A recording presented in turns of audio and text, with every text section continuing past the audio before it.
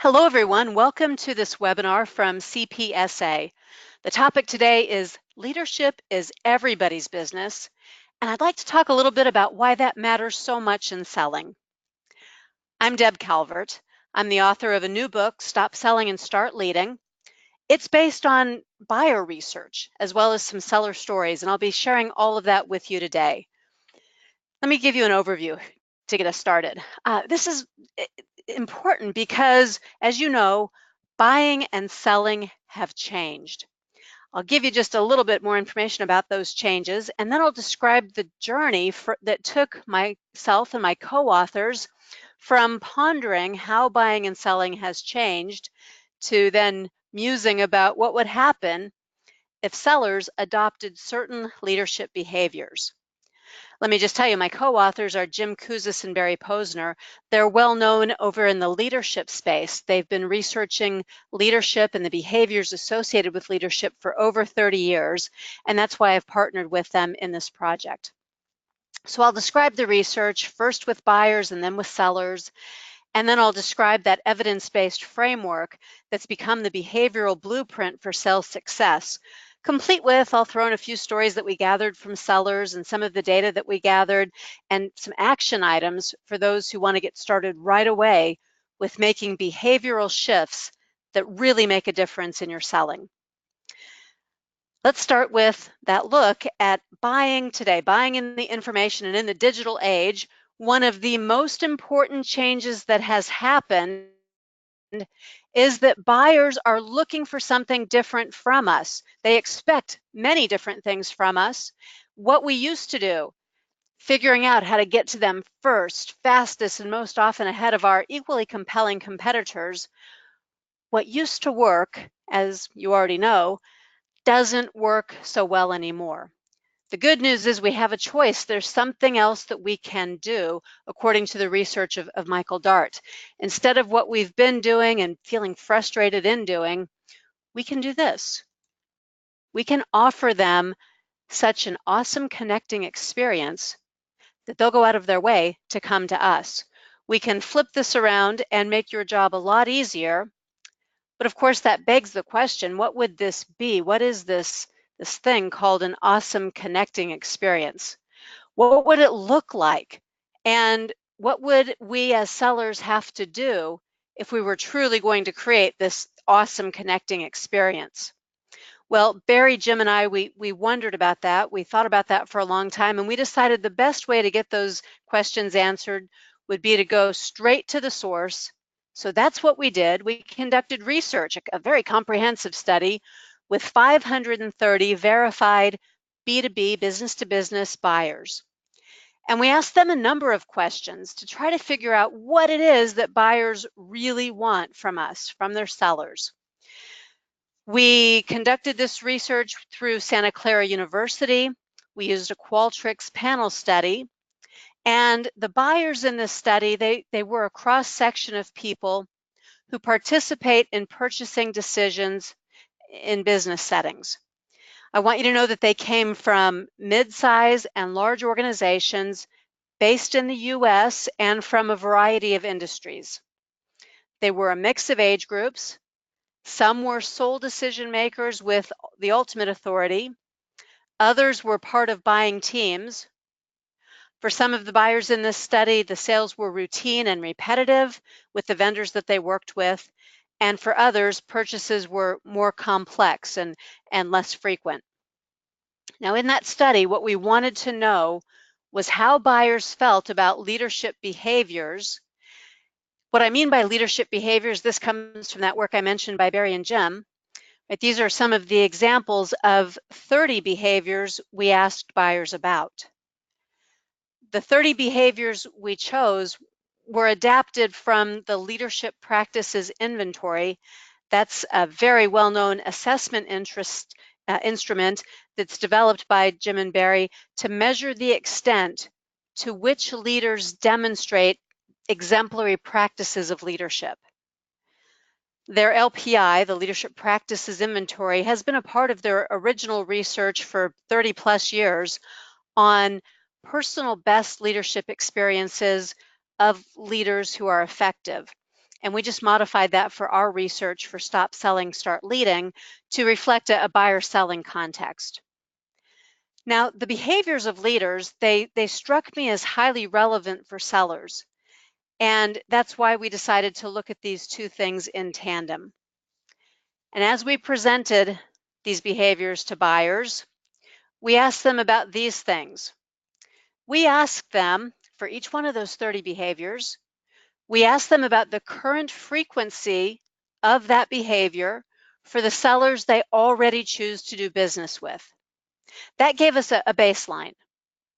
Next, we asked them about what they would consider to be the ideal frequency of each of those leadership behaviors that a seller would be demonstrating to them. And then we asked, if you saw that behavior, would it be more likely to cause you to choose to take a meeting with a seller who demonstrated that behavior more frequently?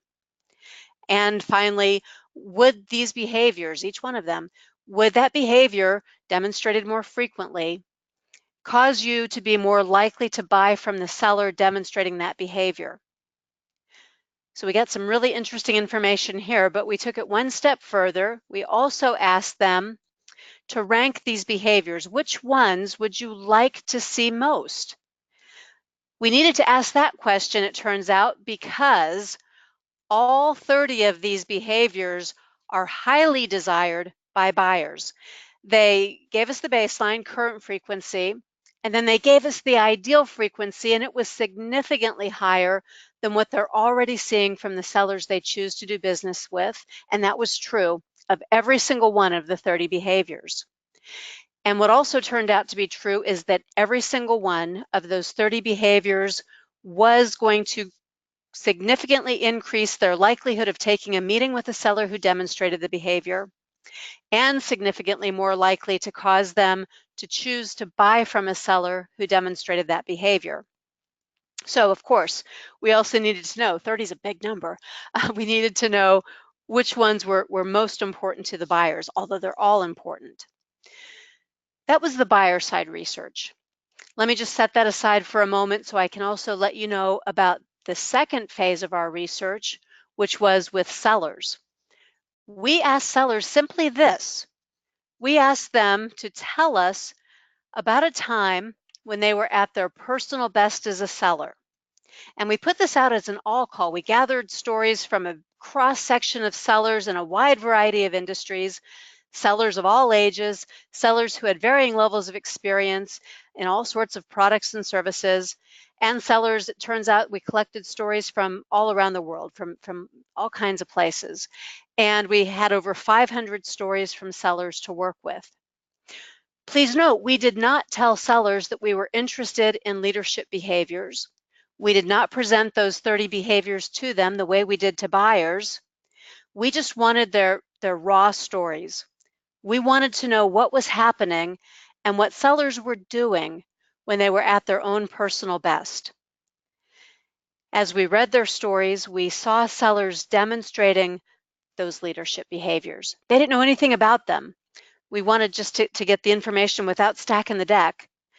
But we saw in those personal stories over and over again that those same leadership behaviors did indeed show up when they were at their personal best.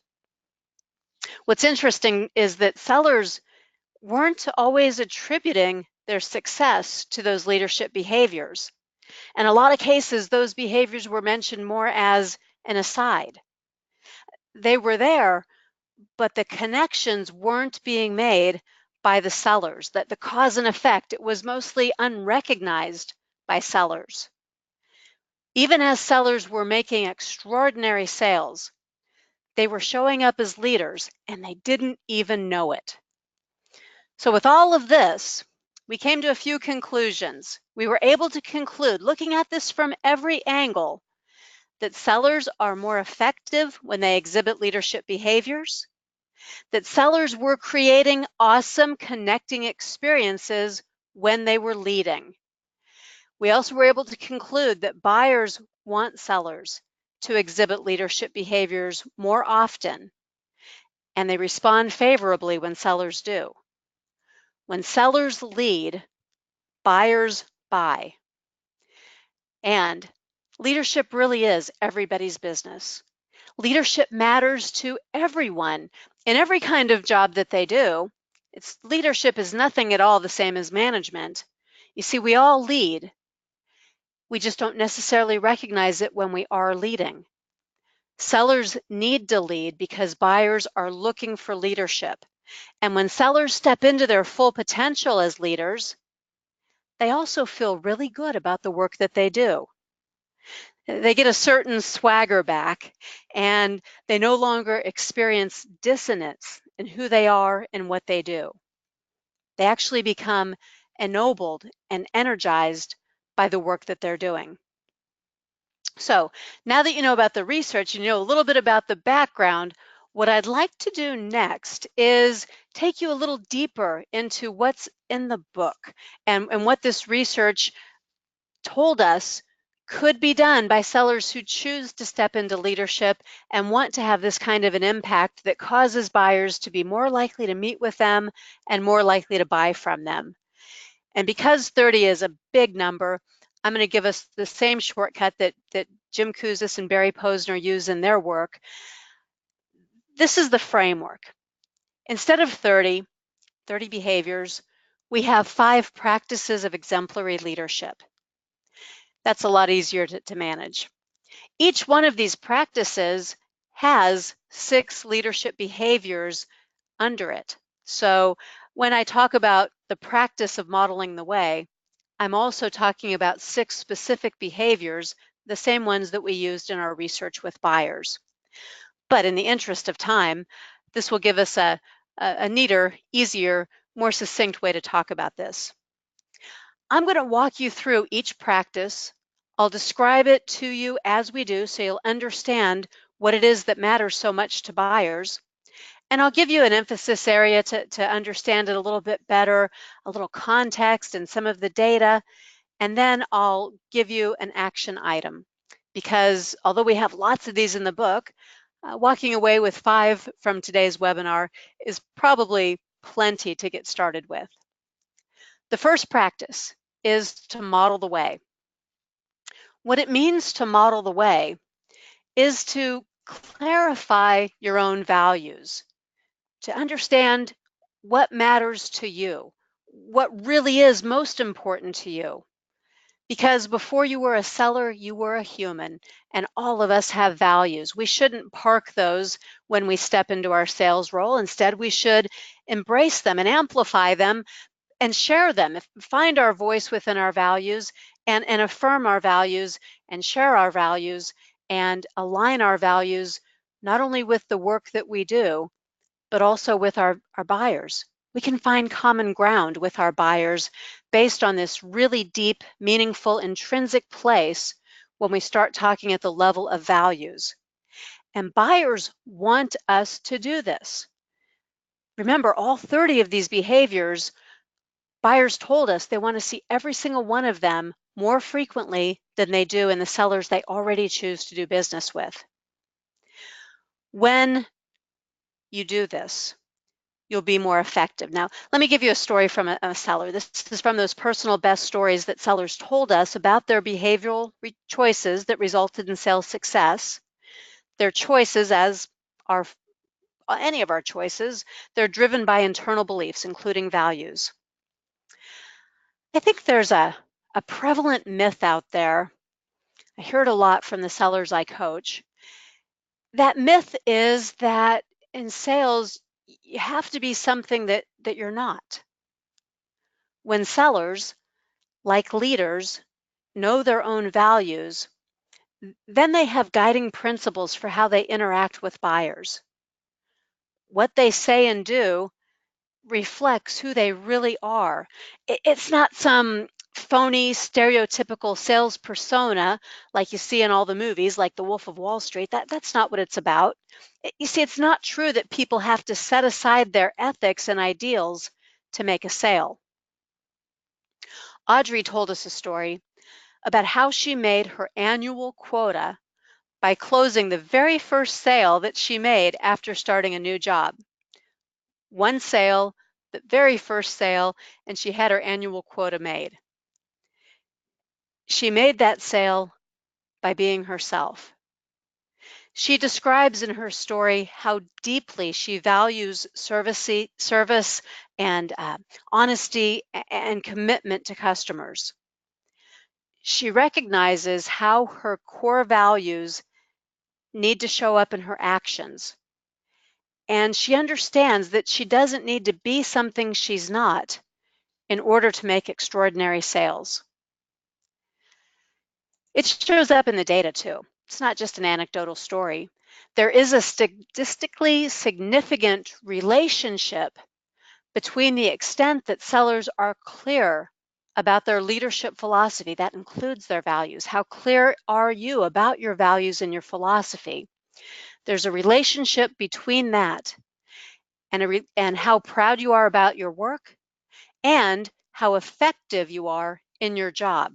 So the more clarity you have, the prouder you are of the work you do, and the more effective that you'll be in getting sales success. Here's your action item for modeling the way. When you model the way, you'll get all of these benefits.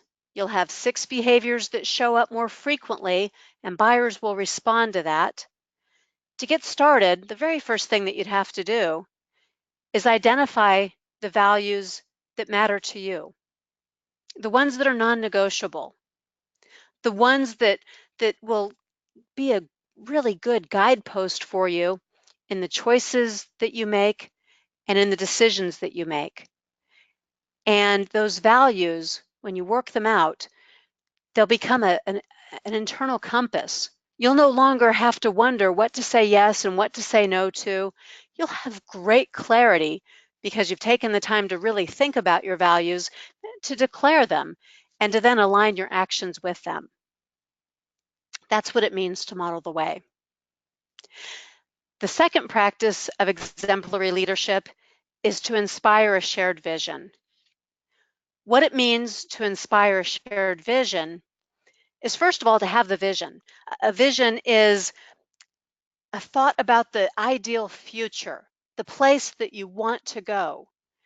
And when you can envision that future, you can imagine all kinds of exciting possibilities within that future. Your buyers do want you to have a vision. They want it to be their vision too, not just yours, but they need to see themselves in it. And that's where the word shared comes in. The word shared is an especially important one here because your buyers need to see themselves in that vision. They need to participate in creating that vision. And then they need to be enlisted over and over again so that they can be inspired. The word inspire means to breathe life into. So your work as a seller is to continually breathe life back into that vision, the one that the buyer shares in, so that they have buy-in before you ever ask them to buy. Let me tell you a story from our book about inspiring a shared vision. This one comes from Brian Snyder. He was also new to selling, and he was working hard to get his territory set up. He was an advertising salesperson at the time. He needed, in the category he covered, which was restaurants, he needed to get some big wins so that he could make it a little easier to meet his monthly quota. So he went out and he learned about one particular restaurant that wasn't advertising at all. He wanted to understand what they wanted to achieve and what they were hoping to accomplish, why they even were in business to begin with. And he created a whole year-long campaign for them. He covered the holidays when they might have some special events and brunches. He talked in his proposal to them about how this was going to set them up for the success that they wanted, the place they wanted to have in their community. He started by understanding where this buyer wanted to go. And then he helped create a pathway to that vision. Brian was selling the way forward toward that shared vision. And he was able to enlist the restaurant owner in the vision because the restaurant owner saw himself front and center in that picture of the future. He wasn't just photoshopped in somewhere else as an afterthought. It was his vision, and he had ownership of it, personal investment in it. Well, here's a little data. When sellers work with buyers like Brian did, they work with buyers to shape that vision, they do ultimately close more sales. And the more sellers report describing that compelling image with their buyer front and center, the more productive they are in their jobs. The most effective sellers do this routinely. If you'd like to do this too, here's a good starting place.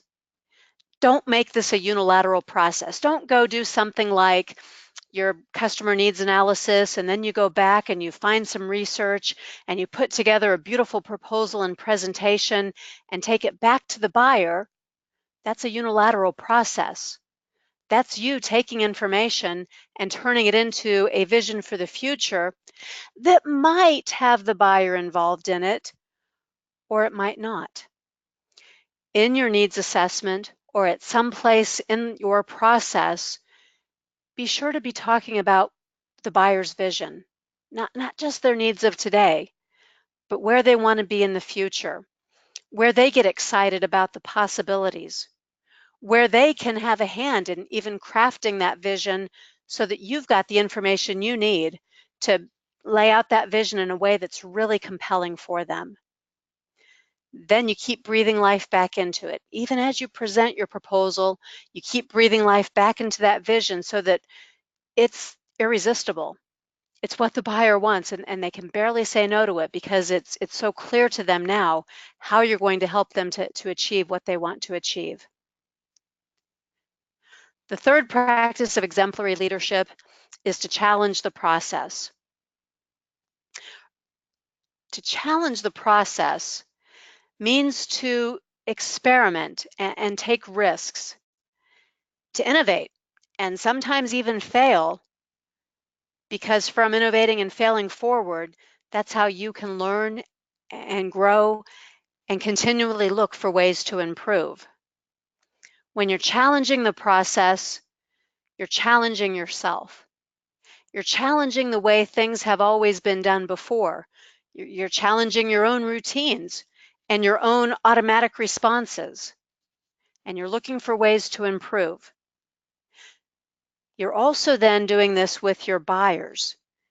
You are engaging them in some of these activities where you're asking them to think differently. You're asking them to look at things from a different perspective.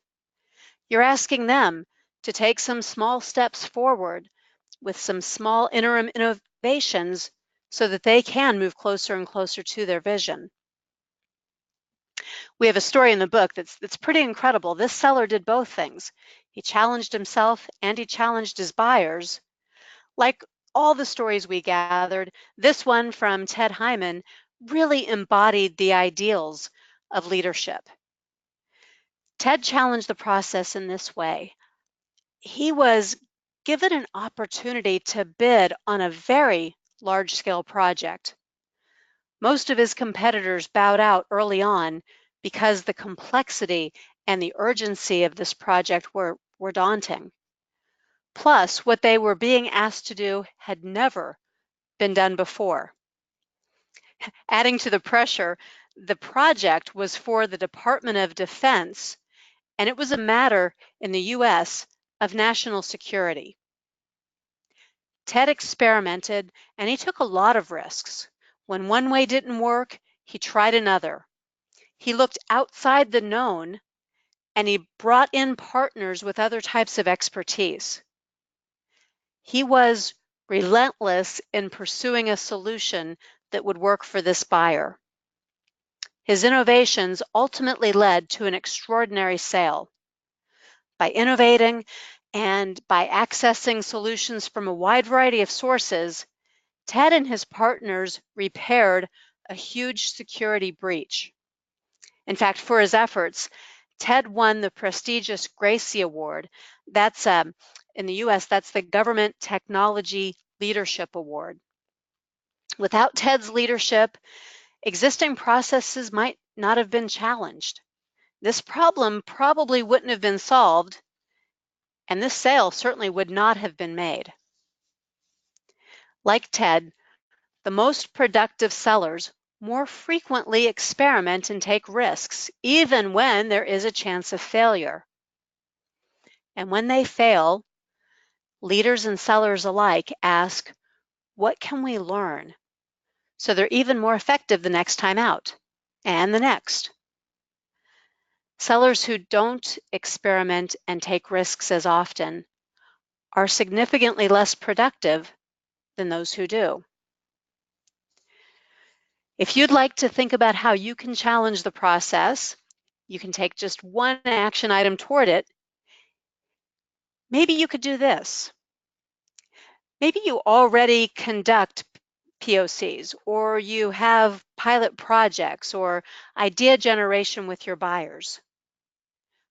But within those processes, when you're looking, for example, for that proof of concept that you're putting together, do you continuously experiment?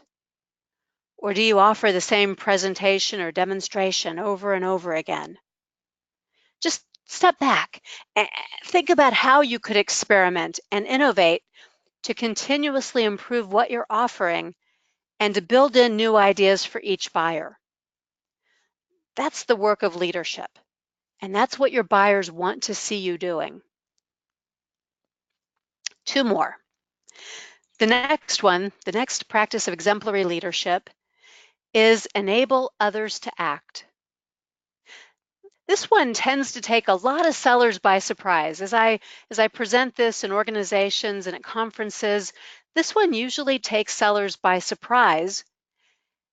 And it turns out there's a lot of opportunity within this one practice because so many sellers are overlooking or misunderstanding what this is all about. In fact, when we asked the buyers to rank order the behaviors that were most important to them, rolled up, this practice is the one that is most important of all to buyers. So the opportunity to do what a lot of sellers aren't doing and to accelerate your opportunities to show buyers what they want to see from you, this is the one where there's some real gold. To enable others to act means to involve buyers more, to give them a chance to participate in creating what they want. When you're enabling others to act, you're fostering collaboration. And because you're fostering collaboration, that builds trust and it facilitates relationships. You're involving, and because you're involving your buyer, you're coming alongside them and you're collaborating. There's an all-in spirit to this. And when you do that, you strengthen your buyer. You help them to feel more competent as they have to go and defend your ideas inside their own organizations. You get them to have more self-determination. They want to do this thing that they've participated in creating. In essence, it means doing less for your buyers and doing more with your buyers. That's how you get them to engage. Here's what one of the buyers in our study said about this. This is something that they called out as being really important to them, and they described it this way in a seller that had done this with them. They describe the seller by saying they invite our input so they can make relevant adjustments. Our contributions are recognized. Buyers really, really want sellers to give them an opportunity to contribute in meaningful ways. They want to co-create insights. They want to collaborate as solutions are being created. You already know this. Today's buyers, including you, because you're a buyer too, today's buyers are less likely to tolerate being sold to. Instead, what they want is an awesome connecting experience. And what makes up an awesome connecting experience is when the buyer feels like they are actively involved and engaged. Part of that is that buyers want to have a two-way dialogue with sellers. They do not want to hear a monologue from sellers. Buyers also want a sense of equality in the relationship. That's why they're being more assertive about being involved in the process. It's also why buyers don't wait for sellers and are doing their own homework before ever taking a meeting with a seller. When sellers step into leadership, when you lead, you draw buyers into conversations and decisions. You dignify the buyer's contributions and you facilitate collaboration. As you do that, you're building trust and you're building buy-in, and you're giving the buyer an opportunity to create exactly what they want and to put their own personal imprint on it. Again, making it really hard for them to later say no to that. Sellers who do this, they also benefit in other ways. For example, when sellers more frequently support buyers' decisions, those same sellers feel more effective in the work that they're doing. Enabling others strengthens them, and in turn, you, as a leader, are also strengthened. By giving buyers a sense of self-determination, sellers build buyer confidence and competence. Here's how you can get started in doing that. Just give your buyers a chance. In fact, you can use this with your internal partners too. Give people a chance to feel powerful and in control of their circumstances. I know that might seem counterintuitive, especially to the customer service mentality that we've seen in the past. But today's service is providing that awesome connecting experience that makes buyers feel powerful and in control. So think about some ways that you can modify your sales approach to involve your buyers more in the decisions that are being made. Look for ways you can get them engaged as active participants in creating what they want. Our fifth and final practice of exemplary leadership is to encourage the heart. At first, this one is also a little bit puzzling to sellers. The description of this practice seems to be more important for managers or people that we more typically think about when we think of leaders. What it means to encourage the heart, when you're doing this work, you'll be recognizing the contributions of others, including your buyers, by showing appreciation for their individual excellence. And you'll also be creating a spirit of community. You'll do that by celebrating those values that you share with them and any victories that take you closer to that shared vision that you've crafted with them. Let me break down the phrase, encourage the heart. I think that'll help. To encourage someone means to bolster their courage and to buoy their spirits. That could include praise, recognition, acknowledgement, affirmation, celebration, all of those positives. In sales, we have a tendency to just do the simple thank you at contract signing or a handshake when the sale is closed. And buyers are telling us that that simply isn't sufficient. Buyers want to see more frequency of other types of encouragement at other steps in the process. One way a buyer framed this up for us is by saying, when the seller praises us for doing a good job, that's what impacts me the most. I like for them to tell me good job after I've done something good. This is no small thing. This buyer is saying that a seller's praise is what impacts him or her the most.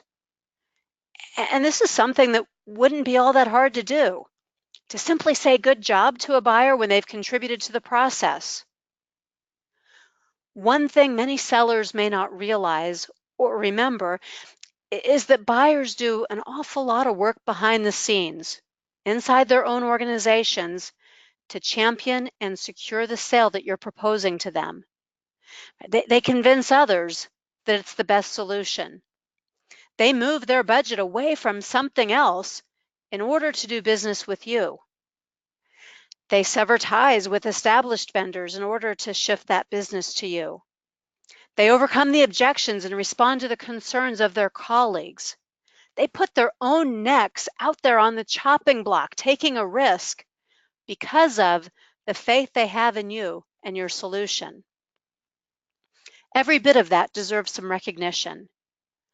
Throughout those internal struggles, some well-placed encouragement can help your buyer tap into their reserves of strength and keep going all the way to the finish line.